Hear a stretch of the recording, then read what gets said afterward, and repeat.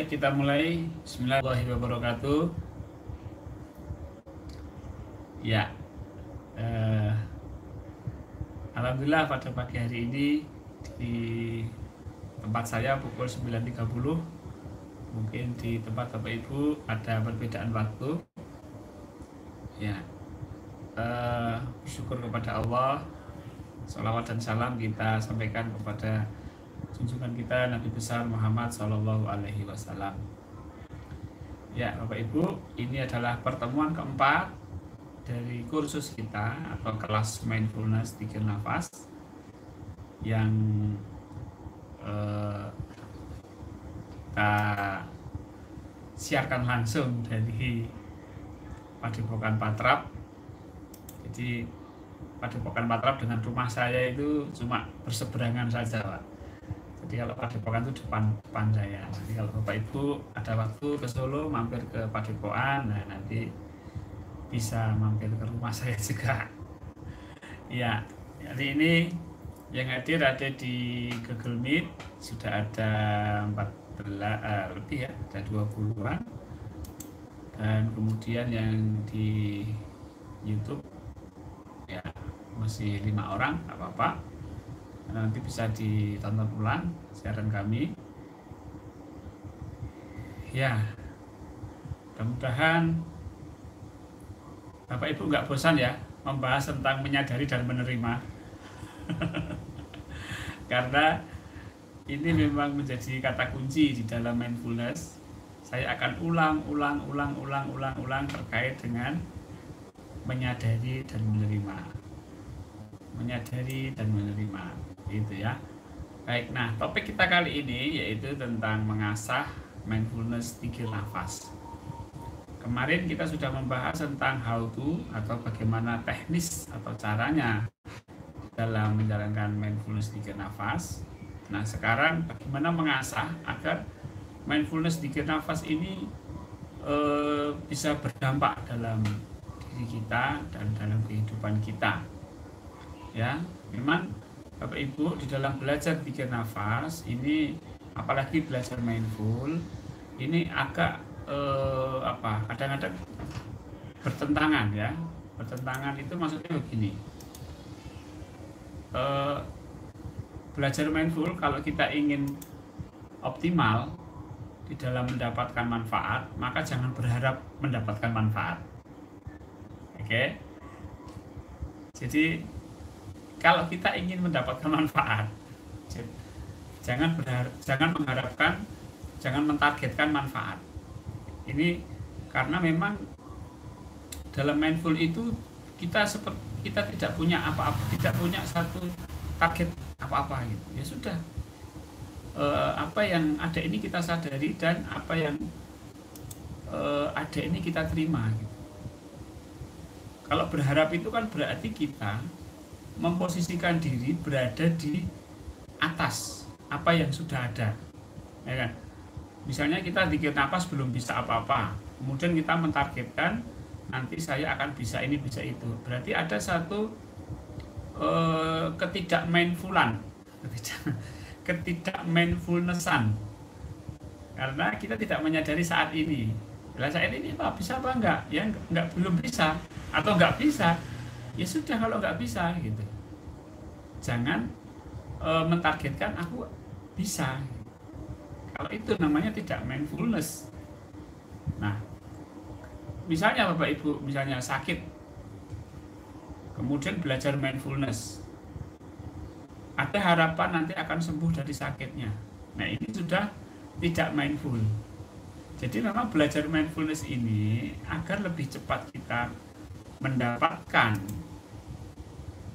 manfaat, jangan berharap apa-apa, jangan mentargetkan apa-apa, apa yang ada aja dijalani. Nah, ini tentunya agak paradok ya, berlawanan, tapi ya memang seperti itu, bahwa kita berprinsip menyadari saat ini, ya, namanya juga saat ini, menyadari saat ini dan menerima saat ini. Berarti kalau kita mentargetkan itu kan bukan masa kini, Terus bagaimana Pak dengan harapan-harapan, dengan ini apa, keinginan-keinginan? Ya, keinginan itu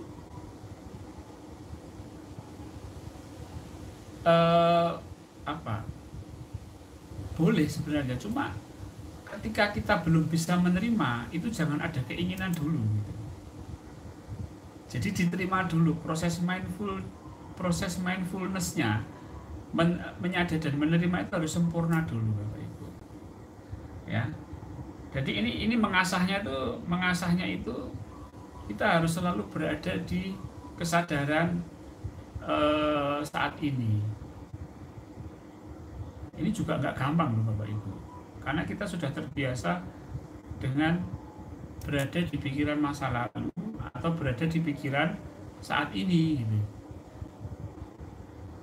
Ya kan? Kita seringkali berada di masa lalu dan seringkali kita berada di masa depan. Apalagi orang-orang yang secara kejiwaan dia terganggu, itu selalu masa lalu yang diungkap, masa lalu yang dikeluarkan, atau kecemasan masa depan, nanti bagaimana. Nah, ini kita harus mulai belajar mengasah zikir nafas kita agar kita selalu berada di kesadaran saat ini dan di sini. Ya, mindfulness. Baik Bapak Ibu, saya akan sedikit share tentang presentasi ini melalui PowerPoint. Ya, PowerPoint. Oke. Cuma ini saya buat sederhana ya Bapak Ibu. Iya.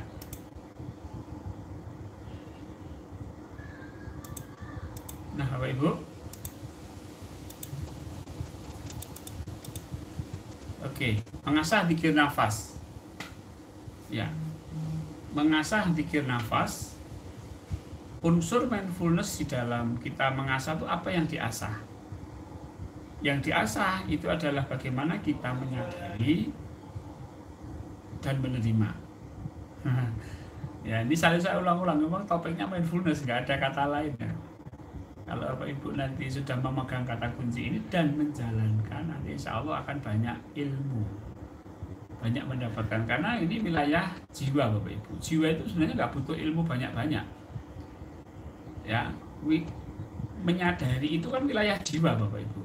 Sekarang begini, ketika Bapak Ibu saya minta misalnya, sadarilah nafas kita, ayo menyadari nafas. Nah, ya kan? Berarti secara implisit, secara dibalik ajakan saya, itu saya mengangkat Bapak Ibu dari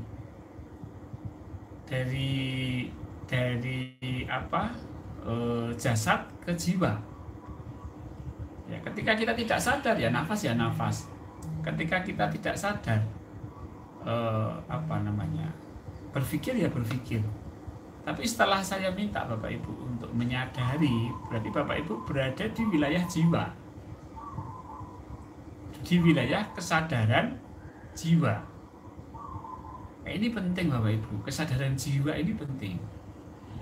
Ya, maka kita mengasahnya di sini.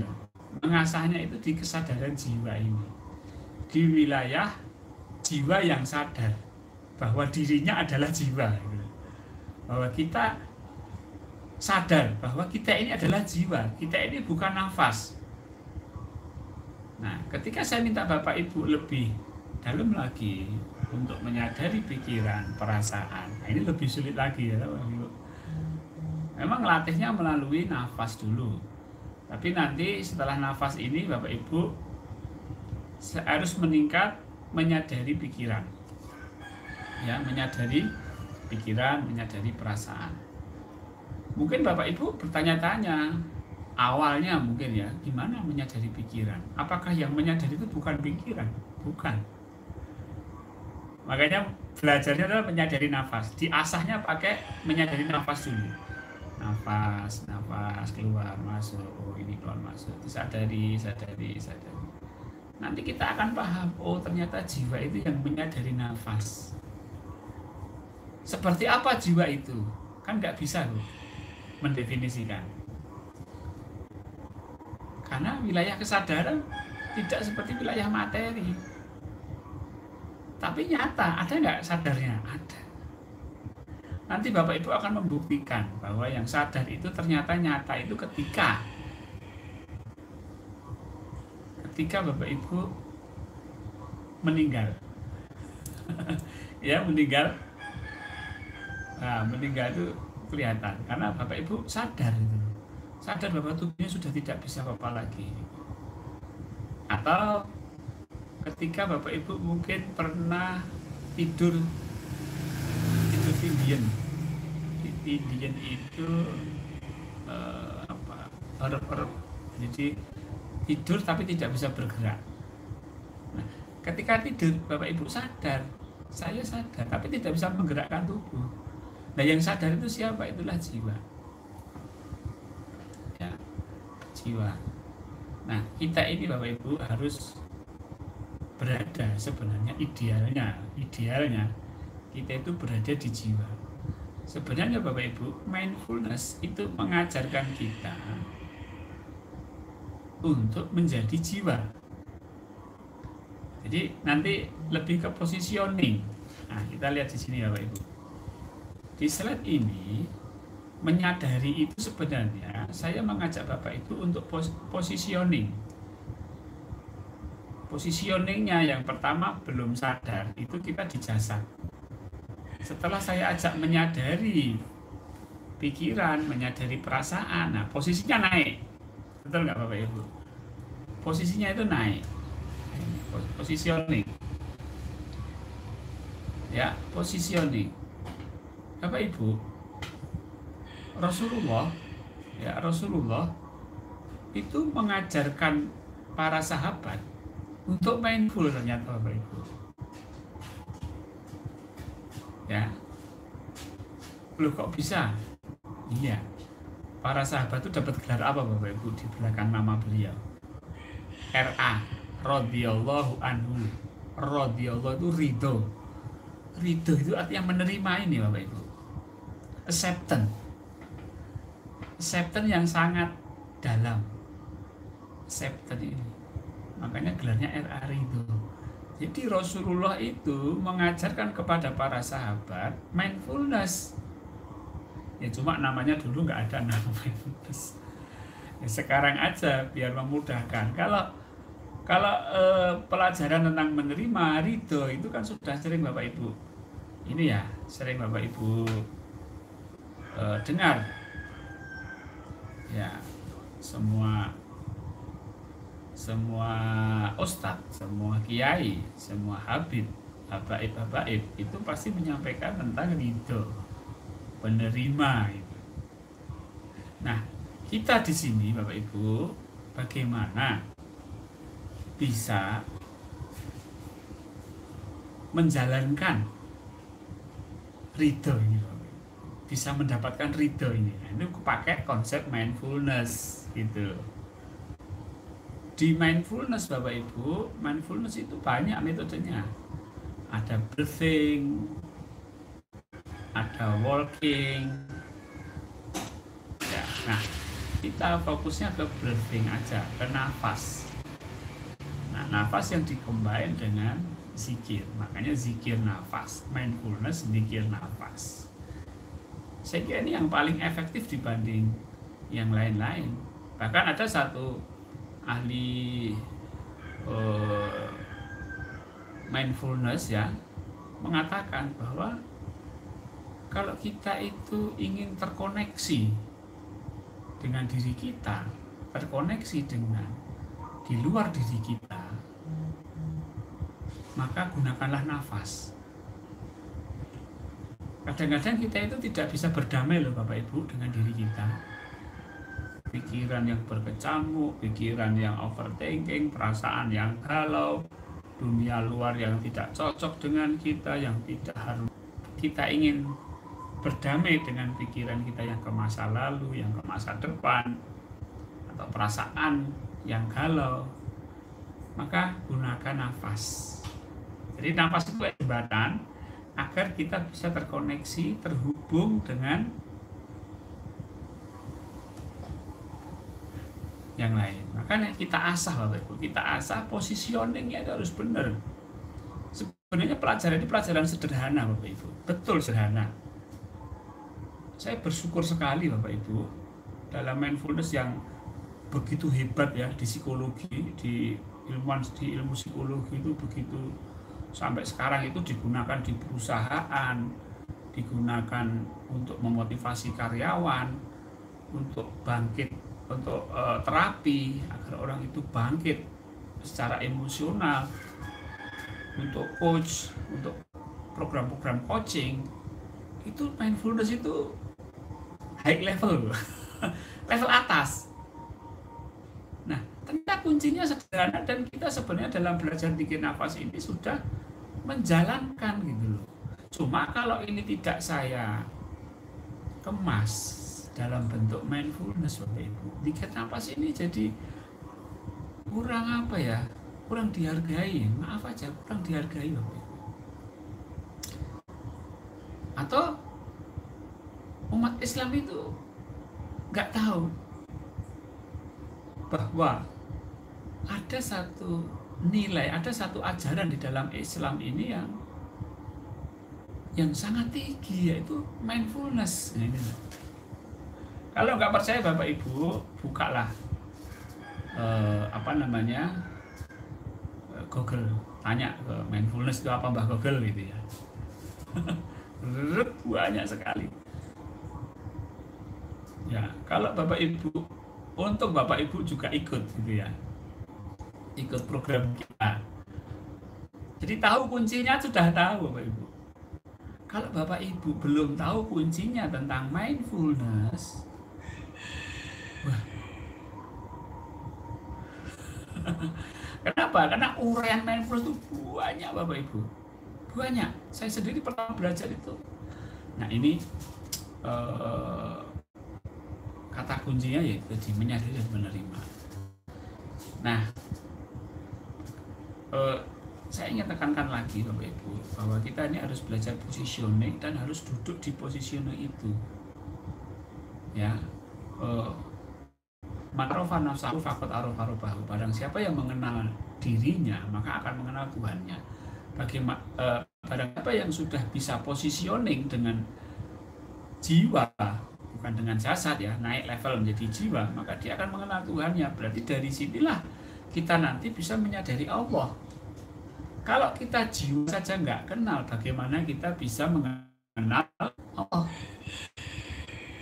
Jadi kayak batunya, batu loncatannya itu apa? Kita harus ke jiwa dulu, posisinya kita jiwa, baru bisa mengenal Allah. Nah, maka latihannya menyadari, latihannya menyadari agar kita posisinya betul. Nah, setelah menyadari Bapak Ibu, positioningnya benar, yang harus di-on-kan. Jadi gini, kalau boleh saya analogikan Bapak Ibu, kita punya komputer, kita punya mesin cuci, kita punya kulkas, kita punya kipas angin, ya kan? Oke, bagaimana itu harus bisa hidup kipas angin itu Bapak Ibu?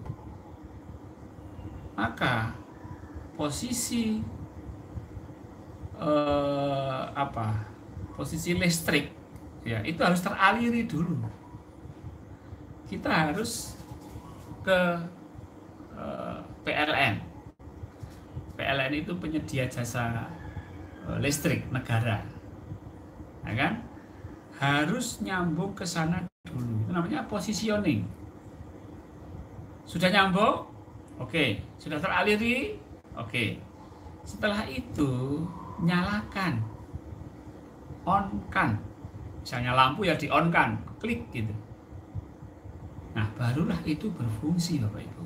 lampu bisa menyala, kipas bisa berputar gitu. Nah, sama dengan jiwa ini Bapak Ibu. Setelah kita posisinya itu menyadari, maka terima. Ini harus di-on-kan, harus sengaja. Poinnya Bapak Ibu, melatih mindful itu harus dengan sengaja. Ya, pay attention. Kalau dalam istilah mindfulness, pay attention. Lakukanlah dengan sengaja. Ya, lakukanlah dengan sengaja. Setelah sadar, lakukan dengan saja untuk menerima. Nah, ini konsep mengasah ya. Konsep mengasahnya di sini Bapak Ibu ya. Jadi menyadari ini adalah positioning. Kemudian setelah menyadari kita terima. Nih. Nah, setelah kita terima, sudah kita accept, jalankan.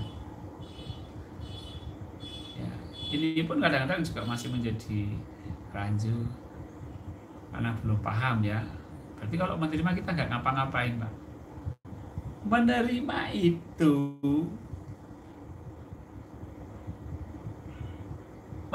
itu ya menerima apa yang Allah ilhamkan, bukan diam. Ya, baik. Oke. Nanti di sini ada actionnya.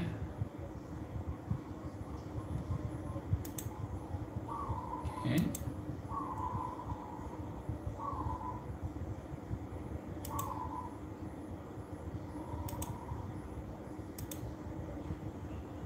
Baik. Oke, mana tadi?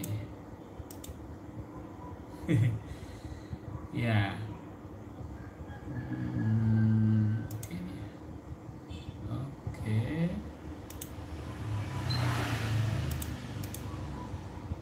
Setting lagi. Bentar Bapak Ibu, ini agak. Ya, ini ya. Baik, menyadari itu positioning, menerima. Ya, kita nggak bisa menerima kalau belum sadar loh Bapak Ibu. Dibalik bisa nggak menerima dulu baru menyadari? Ya nggak bisa. Prosesnya adalah menyadari dulu baru menerima. Baik, slide berikutnya. Nah, Bapak Ibu, ini adalah sebuah urut-urutan dari mana kita mulai mengasah mindfulness itu Bapak Ibu. Dari mana kita mengasah mindfulness agar kita mindful semua, agar kita sadar semua. Pertama kali adalah lewat nafas. Makanya kita ada tools, ada metode namanya dikir nafas. Nah, ini melalui nafas dulu. Jadi karena nafas ini menjadi jembatan paling mudah Bapak Ibu, untuk mengenal, untuk bersinkronisasi dengan keadaan kita. Maka Bapak Ibu, banyak yang menjalankan dikir nafas. Nafas masuk nafas keluar Allah, nafas masuk nafas keluar Allah, tertidur. Lama-lama tertidur. Kenapa? Karena damai, kan tersinkronisasi. Damai dengan pikiran, damai dengan perasaan. Kenapa? Karena pikiran pun tidak kemana-mana akhirnya. Karena kesadarannya itu berada di nafas. Nah, Bapak Ibu, pada awal itu namanya proses sinkronisasi biasa ya. Jadi misalnya kita sedang bikin nafas gitu, pikiran kemana-mana, biasa. Perasaan galau, kemana-mana, biasa. Tapi coba Bapak Ibu bertahan untuk tetap mindful, tetap menyadari nafas, menerima nafas, menyadari nafas. Lama-lama tuh pikiran tuh akan berkurang tingkat kreditnya. Lama-lama jadi tenang. Bahkan lama-lama jadi kosong, nggak ada yang dipikirkan lagi. Nah itu sebenarnya Bapak Ibu, pikiran kita itu mengikuti jiwa. Nah selama ini kita terganggu dengan pikiran kita, terganggu dengan perasaan kita, karena jiwa kita tidak mau menyadari pikiran dan perasaan. Ya Bapak Ibu, orang stres itu karena dia tidak mampu menyadari apa yang sedang terjadi dan tidak mampu menerima apa yang sedang terjadi. Karena akumulasinya tinggi, jadilah stres gitu kan. Kalau ini berlama kondisi stres seperti ini, tidak bisa menerima kenyataan dalam waktu yang lama, akan merusak saraf, merusak saraf-saraf otak ini. Maka muncullah gangguan jiwa. Ada yang schizofren, ada yang obsesi kompulsi. Nah, itu karena saking terjadi akumulasi. Maka Bapak Ibu, jangan sampai dalam hidup ini kita itu stres, apalagi berkepanjangan. Yang Bapak Ibu sekarang sedang stres, belajarlah mindfulness, zikir nafas, ya Bapak Ibu.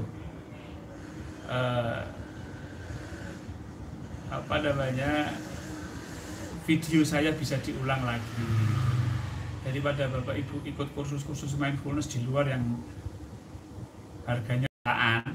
Nanti intinya sama Bapak Ibu. Intinya sama dengan apa yang saya sampaikan. Kalau nggak percaya boleh dicoba. Ada yang kursus mindfulness bayarnya 8 kali pertemuan lah misalnya, bisa sampai 4 juta, 5 juta. Ya nggak di sini ya. Saya sudah senang Bapak Ibu ikut belajar bersama saya. Ya, kalau Bapak Ibu nanti ikut kursus ya sama, intinya sama. Mindful itu ya menerima, menyadari dan menerima. Kita sudah punya tools namanya zikir nafas, dan ini sangat sesuai dengan Bapak Ibu yang religi, yang agama Bapak Ibu kuat itu. Nanti kalau Bapak Ibu ikut kelas mindfulness, sedangkan spirit keimanan, ketauhidan Bapak Ibu kuat, benturan Bapak Ibu, benturan. Kenapa?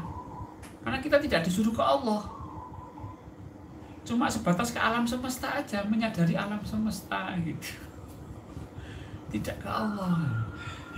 Nah ini Bapak Ibu, jadi kita kembali ke slide ini Bapak Ibu ya. Jadi nafas itu menjadi tool. Setelah nafas kita meningkat lebih luas lagi ya. Setelah nafas itu kan kecil, hanya masuk keluar masuk keluar. Nanti setelah kita mampu menyadari nafas di sini dan saat ini, kita tubuh kita Bapak Ibu, tubuh itu termasuk pikiran. Kenapa saya menyebut bahwa pikiran itu bagian dari tubuh? Ya, karena pikiran itu produksi apa? Produksi. Pikiran itu dihasilkan dari apa? Dari mana? Dari mana? Dari otak, betul nggak? Otak itu bagian dari kepala. Kepala bagian dari tubuh. Maka berpikir itu adalah tubuh. Nah, menyadari pikiran tentunya ini lebih sulit daripada menyadari nafas. Tapi Bapak Ibu harus latih. Wah sulit. Ya, namanya belajar, mana ada yang langsung mudah Pak. Ya kan? Jangan nggak belajar mindfulness, belajar sepeda aja jatuh terus, betul nggak Pak? Jangan nggak belajar mindfulness itu, belajar renang aja tenggelam Bapak Ibu. Pakai ada tenggelamnya. Ini belajar mindfulness yang bisa menghindarkan kita dari stres kehidupan yang sekarang ini, yang membuat kita sedih, susah, galau. Itu dengan mindfulness kita bisa bahagia, bisa tenang Bapak Ibu. Kenapa itu enggak Bapak Ibu latih? Kalau gagal, namanya gagal, yang penting kan tahu teorinya. Oh, saya harus begini. Makanya saya buat kelas. Mumpung kelas ini masih ada Bapak Ibu, saya buat sampai 2 minggu. Praktekkan. Kalau ada masalah sampaikan ke saya. Saya sudah bikin kelas 3 kelas di WA. Sampaikan di situ masalahnya apa gitu.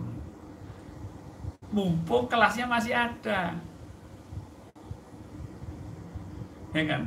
Karena ini bagian dari pelayanan saya kepada Bapak Ibu yang sudah membeli buku saya. Saya tidak ingin Bapak Ibu beli buku saya tapi nggak paham dengan isinya. Bapak Ibu beli buku saya tapi ini apa? Karena pakai saja dengan teman-teman yang banyak yang beli di grup. Jangan. Bapak Ibu harus baca dan mengamalkan. Diskusikan dengan saya di grup. Kesulitannya, apanya gitu loh Bapak Ibu. Mumpung masih kita buka kelas. Nanti setelah 2 minggu kelas saya tutup. Ya, saya kelas saya tutup. Nanti kembali ke grup DNS saya yang biasa. Nggak tahu nanti kalau ada kelas baru lagi Bapak Ibu ya. Atau Bapak Ibu mau mengundang saya. Bapak Ibu punya kelompok pengajian. Bapak Ibu punya teman-teman di kantor. Kantor Bapak Ibu mau mengadakan sebuah pelatihan plus pengajian. Ya, karena ada unsur Islamnya, ada unsur motivasinya gitu ya. Silahkan mengundang saya. Saya nanti bawa buku gitu ya. Bawa buku, nanti peserta itu tinggal baca buku, saya latih langsung di situ. Paling 3 hari lah, 3 hari, 2 hari, 3 hari selesai ya. Atau sehari pun juga selesai karena sudah ada buku panduannya. Baik, kok malah iklan ya Bapak Ibu. Ya, alhamdulillah ini pandemi sudah mulai reda dan ya, setelah untuk melatih di tempat Bapak Ibu ya. Ya dengan protokol kesehatan yang ketat. Jadi Bapak Ibu, bernafas ke tubuh, menyadari tubuh itu berarti menyadari pikiran, perasaan. Perasaan itu juga di jasad Bapak Ibu, di tubuh Bapak Ibu. Ya kan? Nah, ayo ting-ting sakitnya tuh di sini ya. Ya ini masih apa lupa saya. Sakitnya di sini, jadi kan menunjuk ke dada. Karena di dada itu terjadi proses kimia. Sehingga ada rasanya, rasa kecewa ada rasanya, rasa cemburu ada rasanya, rasa kehilangan ada rasanya, ada cinta ada rasanya, dan itu dibulak-balik. Baik, kita harus sadari. Kemudian setelah kita bisa menyadari tubuh kita, yang tubuh tidak hanya pikiran dan perasaan, tapi seluruh tubuh. Ada yang sakit, misalnya gigi, ada kepala, ada kaki, disadari semua. Setelah itu baru yang lingkungan sekitar, alam semesta. Nah setelah ini baru kita menyadari Allah yang menggerakkan alam semesta, Allah yang menggerakkan pikiran saya, Allah yang menggerakkan perasaan saya, Allah yang menggerakkan nafas saya.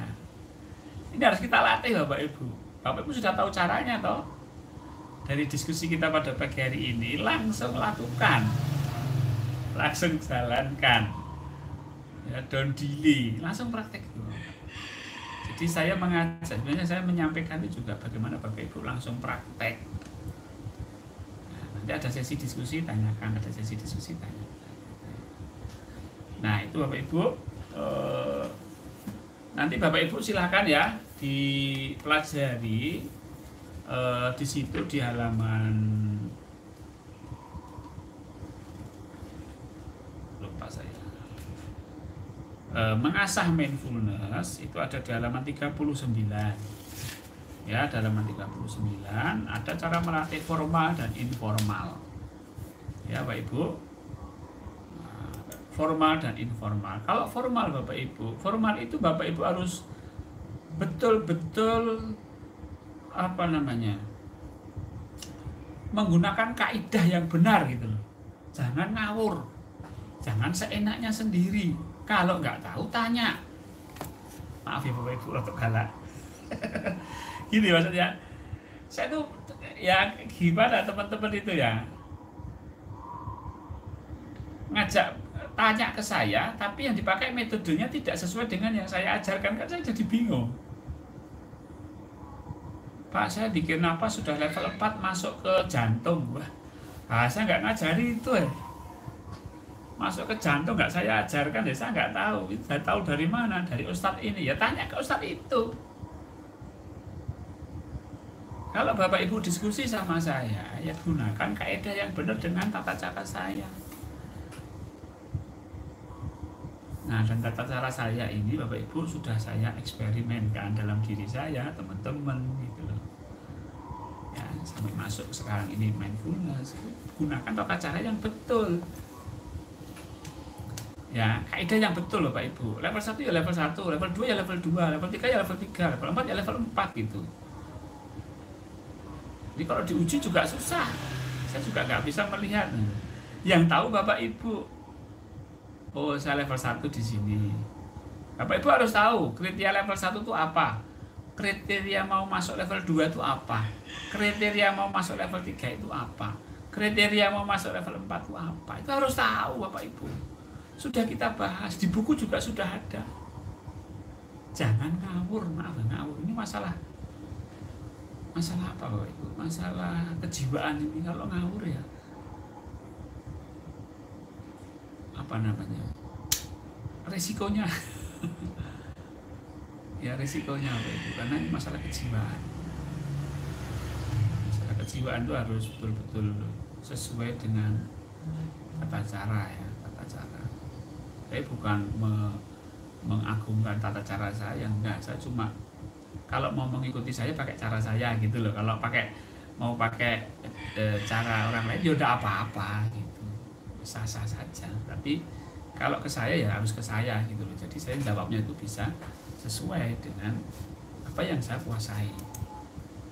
Ya, yang penting mengikuti tata cara yang benar. Tidak boleh asal-asalan tanpa tata cara. Tidak perlu ada ekspektasi, harapan-harapan. Jalankan sebisanya. Ya sebisanya aja Bapak Ibu. Mana level 2 ya level 2 itu, level 3 ya level 3. Yang penting Bapak Ibu tahu. Oh, ini level 1, ini level 2, level 3 itu. Kalau nggak bisa, ya nggak apa-apa. Nggak bisa level 3 Pak, ya nggak apa-apa, level 2 dulu. Itu sebisanya ini. Dan tidak perlu target. Untuk apa kita target sampai level 4? Nggak perlu kalau memang belum bisa. Wah, kalau gitu gimana Pak? Saya sudah latihan. Ya enggak apa-apa kalau memang Allah belum mengizinkan, ya level 2, level 3 dulu gitu. Enggak usah tergesa-gesa. Tergesa-gesa itu dari setan. Ya enggak? Baik, Bapak Ibu. Nah, ini ada berlatih tumakninah, nanti di buku ada ini. Orang itu harus mampu untuk berlatih tumakninah.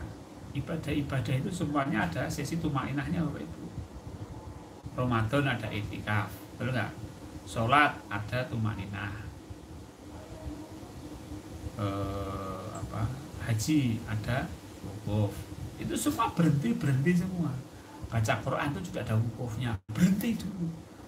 Nah, untuk apa berhenti ini? Nah, ini yang kita gunakan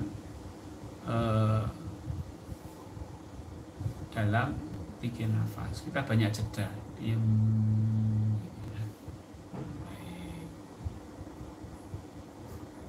Maka diam ini fungsinya Bapak Ibu agar kita itu menjadi jiwa yang menyadari kan butuh ketenangan ya Bapak Ibu. Menyadari nafas, menyadari pikiran, itu yang harus kita asah terus. Baik, masalah lama Bapak Ibu mengasah pikir nafas berapa lama? Sehari. Bebas Bapak Ibu, bebas. Latihannya ya dibikin meningkat 10 menit, 15 menit, 20 menit, 25 menit, 30 menit gitu ya. Pakai alarm. Kan alarm handphone bisa ya. 10 menit. Jadi pikiran tuh enggak nungguin apa namanya. Ini sudah berapa menit ya? Sudah berapa menit. Tinggal diam aja, nanti saatnya sudah 15 menit ya alarm pasti bunyi. Jadi tidak ada patokan. Ya intinya ya kalau saya semakin lama semakin bagus. Semakin sering ya semakin bagus untuk informal, untuk formalnya. Baik. Ya, kenapa apa adanya aja lah, nggak usah. Kita ini apa sih Bu?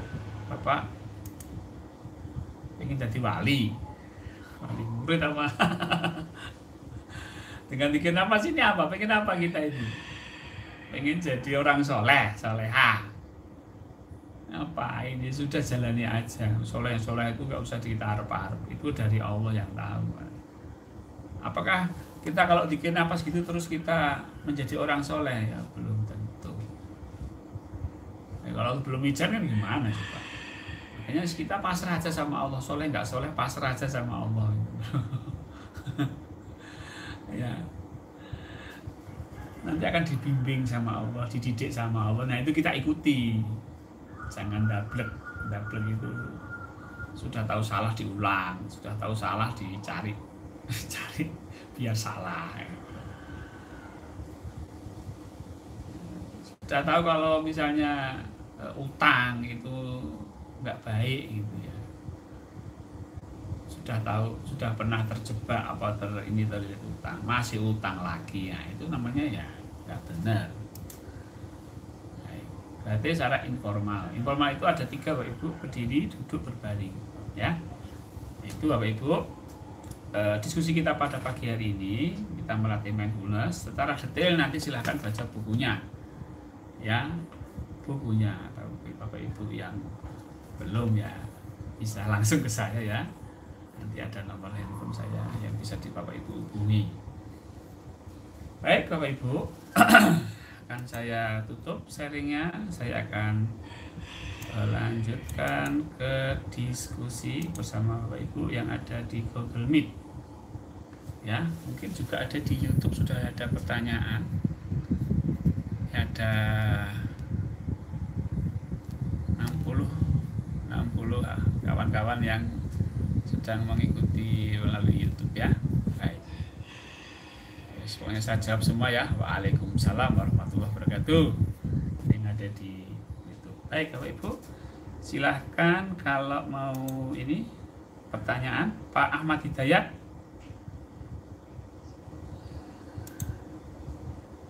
Ya, waalaikumsalam warahmatullahi wabarakatuh.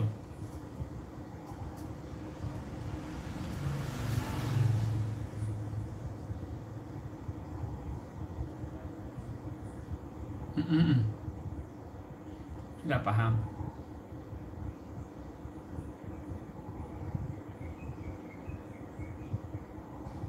Baik. Waalaikumsalam warahmatullahi wabarakatuh. Terima kasih Pak Ahmad Hidayat. Ya, sebenarnya prinsipnya sama dengan menyadari. Ini ya saya ulang pertanyaannya Pak Ahmad Hidayat biar yang di YouTube bisa tahu juga. Pak Ahmad Hidayat bertanya bagaimana caranya menyadari pikiran. Nah, ini pertanyaannya Pak Ahmad Hidayat. Sebenarnya prinsipnya sama. Menyadari pikiran itu sama dengan menyadari nafas ya. Baik.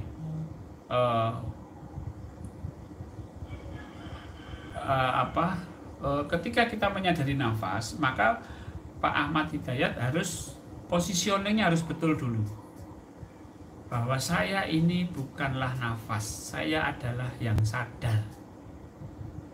Yang sadar itu bukan yang berpikir ya. Berpikir itu, kalau berpikir itu kan dong gitu kan. Kalau sadar itu kan cuma diam gini, betul nggak? Ya. Kalau sadar itu kan cuma diam, Pak. Ada nggak sadar mencari-cari gitu? Nggak ada sadar kok mencari-cari. Yang searching itu pikiran.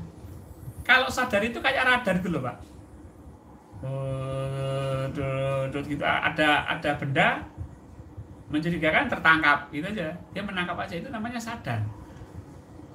Sadar ada benda asing misalnya kalau radar. Nah kita itu juga gitu. Makanya kemarin saya di pertemuan pertama itu, apa sih perbedaan menyadari dan berpikir? Contohnya begini, papan tulis ya, kemarin saya contohkan papan tulis Pak Ahmad Hidayat, papan tulis. papan tulis itu adalah kesadaran, sedangkan tulisan-tulisan yang ada di papan tulis itu adalah pikiran, perasaan, dan semuanya. Atau ini ruangan saya, ini ruangan saya, kamar saya Bapak Ibu, kamar saya ini adalah kesadaran, ya, ini adalah kesadaran. Kemudian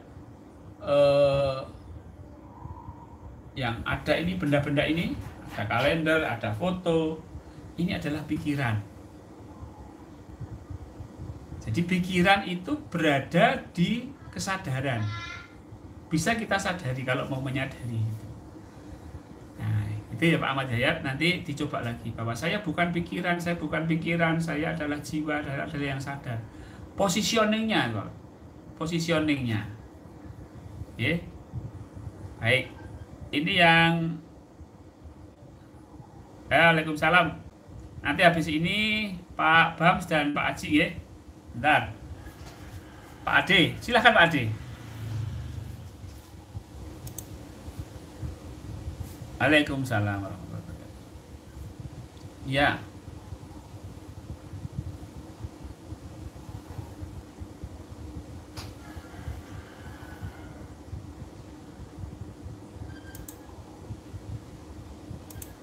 Ya.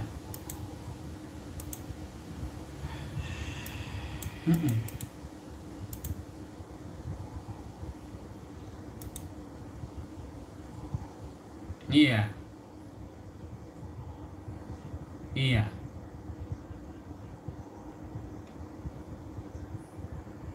Iya betul. Sami'na wa ata'na.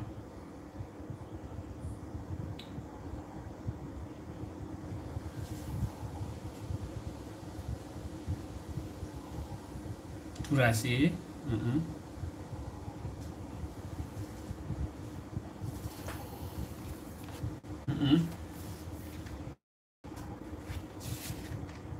Iya.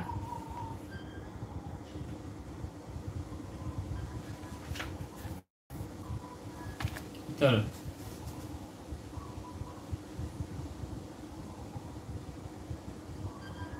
Iya.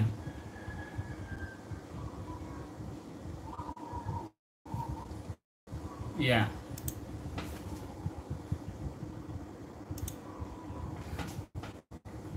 Waalaikumsalam warahmatullahi wabarakatuh. Baik Pak Adi, terima kasih. Pak Adi berpendapat menggarisbawahi tentang action. Jadi menerima itu nanti ada actionnya. Kalau kita menerima perintah Allah itu jelas. Nah, perintah Allah itu harus kita jalankan. Bapak Ibu nanti akan membuktikan. Bapak Ibu punya masalah yang berat, yang ruwet, yang jalan buntu gitu. Terima dulu, terima. Setelah terima nol itu kayak ada perintah. Kamu ke sini. Jalankan. Ini yang tahu Bapak Ibu. Yang tahu Ibu. Ya, jadi nanti ini yang harus kita latih. Jadi setelah menerima itu pasti ada ilham. Setelah menerima pasti ada ilham. Karena ketika kita menerima, ilhamnya itu jelas Bapak Ibu. Sebenarnya kita itu dapat ilham terus dari Allah. Cuma karena kita nggak nerima, kita nolak, kita protes, kita ngeluh, kita ya menilai, jadinya nggak peka. Sekarang bagaimana mau peka? Radar kita tutupi dengan berbagai macam buku-buku atau apalah ya, ditutupi dengan berbagai macam hal-hal yang radar tidak bisa menangkap yang sinyal-sinyal yang dari Allah tadi. Nah ini Bapak Ibu. Yang kedua tadi tentang lama ya, memang yang penting kualitas juga. Kalau saya coba Bapak Ibu latih mindfulness, kadang-kadang waktu itu tidak menjadi ukuran. Bisa jadi 1 jam itu pendek ya. Kok cepet banget ya. Ada juga lama banget, 15 menit itu lama, nggak selesai ya bisa. Ini sudah 1 jam kok cuma sebentar ya bisa. Karena kadang-kadang dimensi waktu ini jadi enggak ini ya. Nah itu karena kualitasnya. Baik, sekarang saya akan ke yang mengangkat tangan, Pak Bams. Pak Bams Heri, silahkan. Oke. Sekarang Pak Aji. Pak Aji tadi angkat tangan. Oh, ini bentar. Pak Haji dulu atau Pak Bams dulu, monggo silahkan. Waalaikumsalam. Ya. Oh ya, habis ini Pak Bams ya. Pak Bang ya. Waalaikumsalam Pak Haji. Waalaikumsalam.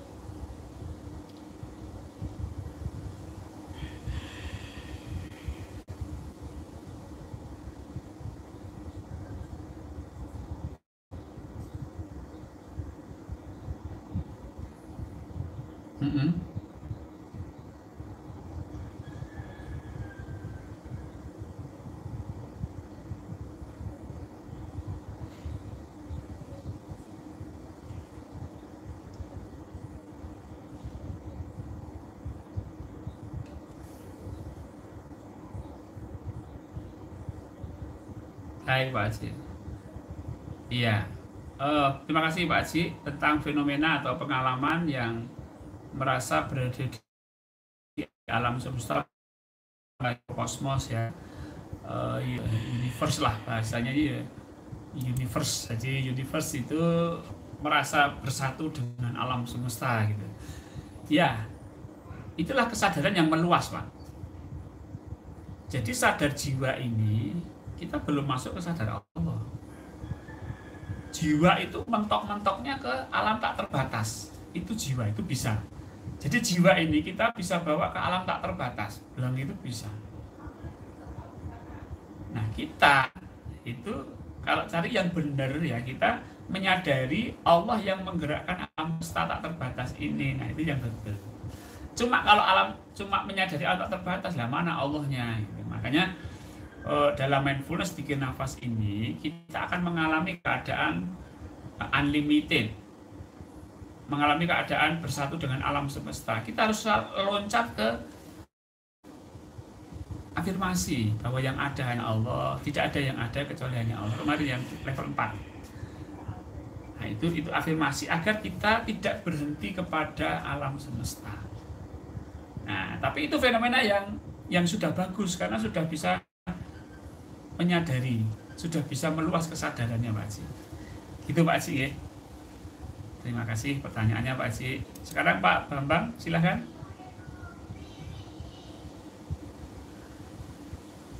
Waalaikumsalam.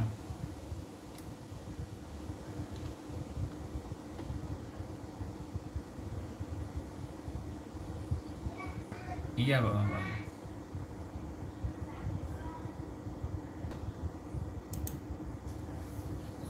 Iya.